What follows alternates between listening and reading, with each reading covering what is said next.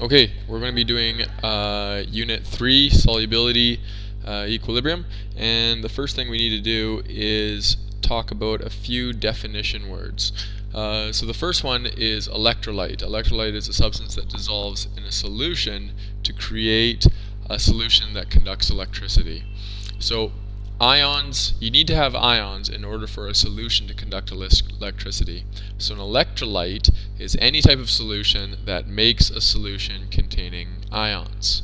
Okay, so a few examples of that can be something like this. So if you have an ionic compound like NaCl, and that's solid, and then you dissolve NaCl into water, and that makes Na plus and Cl minus. Now, NaCl dissolving into water makes Na plus aqueous and Cl minus aqueous. And this would be an ionic solution, or in other words, this would be an electrolyte. So, ionic compounds always make electrolytes, and as well as acids. So let's take an acid like HCl. Now HCl is technically a covalently bonded molecule, but since it's an acid, it will separate and form H plus ions and again Cl minus ions. Okay, and therefore this will conduct electricity because you have positive and negative ions. Now, a non-electrolyte is when a substance that dissolves and does not form ions. So an example of this is our molecular solutions. So something like sugar. So we all know that sugar can dissolve in water quite easily, but that will not be an electrical conducting solution. So sugar is C6H12O6, and if that is solid, and when that dissolves, it'll make C6H12O6 aqueous. Okay? Since there's no ions, it won't conduct electricity.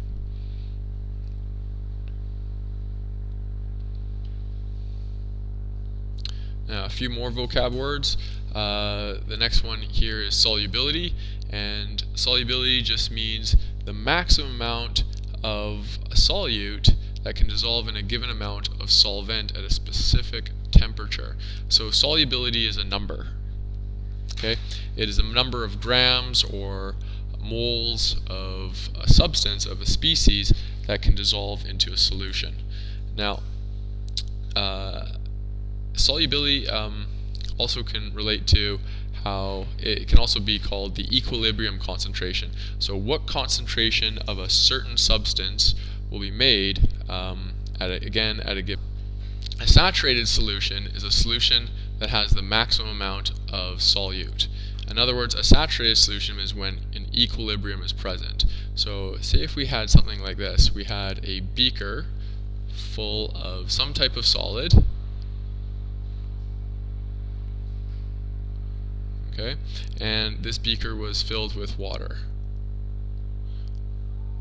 Now, this solid then dissolves into the water and forms a solution, and what happens, this solution becomes saturated, or in other words, this solution can't hold any more ions, and some of the ions are turning back into solid, and some of the solid is turning back into ions. And what we see here is like a forward reaction of solid turning into ions, and then like a reverse reaction of ions turning into solids. Now, an unsaturated solution is a solution that does not have the maximum number. So again, what you would see is, you would see a beaker with, at the very beginning, it would have some solid at the bottom, and it turns into ions. Okay, and then as time passes, you'll have a beaker with just no more solid in there because all of the solid has dissolved and you're left with an unsaturated. So how do you tell the difference between a saturated solution and an unsaturated solution? Well, a saturated solution will have solid still at the bottom, and a unsaturated solution, after a bunch of time has passed, will have no solid at the bottom here. Now, again, a saturated solution will also have an equilibrium. Okay, so again, a saturated solution will have an equilibrium where solid is changing into ions and going into solution, and ions is changing back into solid. So a good example would be something like solid dissolving and making something that is aqueous, and then aqueous changing back into something that is solid, and that would be your saturated solution.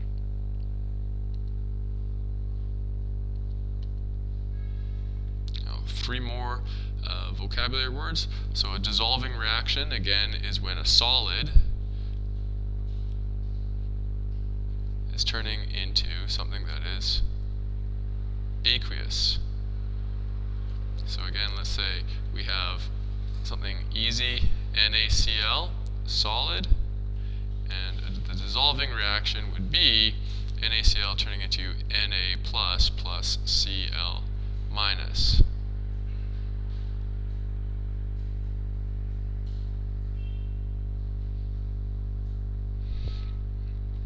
Okay, and a crystallization would just be the opposite. It would be when Na plus aqueous combines with Cl minus aqueous and turns into NaCl solid. And then your equilibrium reaction would be when you combine these two things. So in other words, it would be NaCl solid forms an equilibrium with Na plus and Cl minus aqueous. So again, how it would look in real life, you would have a beaker filled with water, and when it's a saturated solution or an equilibrium, or when it's at equilibrium, you'd have a bunch of solid here, and so this could be maybe solid NaCl, and it's turning into Na plus and Cl minus. So it's turning into Na plus and Cl minus. And Na plus and Cl minus is turning back into NaCl solid. And that would form your equilibrium reaction. And that would be also a saturated solution.